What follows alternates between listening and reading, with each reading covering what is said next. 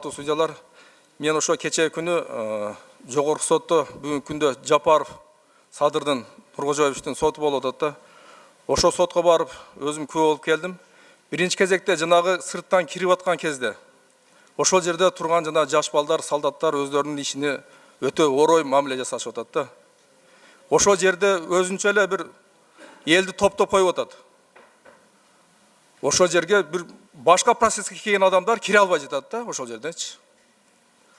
Ошондуктан ошол айтып койсоңуздар ошол жердечи бир кичине шарт түзүп берип, башкаларга да киргенге мүмкүнчүлүк бериш керек да, туурабы? Ушуларды бир жолго салып койсоңуздар. Экинчиси ошол 2:30-га коюлган экен, кечээ күнү ошол 3-төн 15 мүнөт өткөндө башталды да. Мына сот, мен кечээ өзүм барып ошол жерде күбө болуп катышып келдим.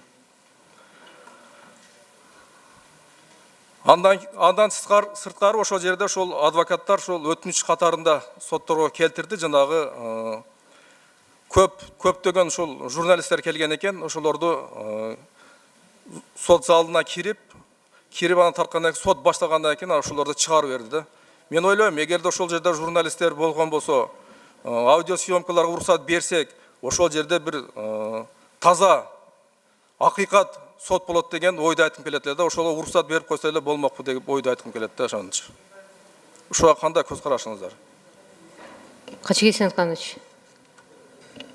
Азыр ал иш боюнча процесс дагы улантылып атат. Эми кандай экенин мен айта албайм, ал курамга кирбегенден кийин. Бирок менимче зал бизде аябай кичинекей, баягы элдердин көптүгүнө байланыштуу состав ошондой чечим кабыл алса керек. Мен азыр алар үчүн айта албайм да. Туура ошого мен жана айтып атпаймынбы, шарт кылып коюңуздар, жана кирген солдаттарга ошолорго бир тапшырманы берип, жөнөкөй Ал боюнча айтабыз сөзсүз түрдө, ошо солдаттарды ушул келген элдерге сылык мамиле кылгыла деп. Бирок ошол текшерүү керектүү болуп атат. Анткени кээ бир учурларда бизде моундай да учур болду. Бөтөлкөгө май куюп келип, чачып өртөйбүз дегенде учурлар болуп кетти. Ошон үчүн эми ал жалаң эле ошол жерде иштегендердин коопсуздугу эмес, келген процесстин катышуучуларынын коопсуздугун биз кабыл кылууга тийишпиз. 10 секунд бергиле.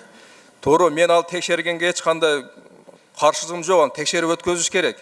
Ошол жерде жанагы элди топтоп коюп атат да, ошо катар айтып эле ошол айтыш керек. Ушул зал тар, 30 адамга эле уруксат деп койсоңуздар, ошолор кирип эле бир четтен кире берет. Анын баарын текшериш керек. Ал жерде мен текшербегиле деген жокмун.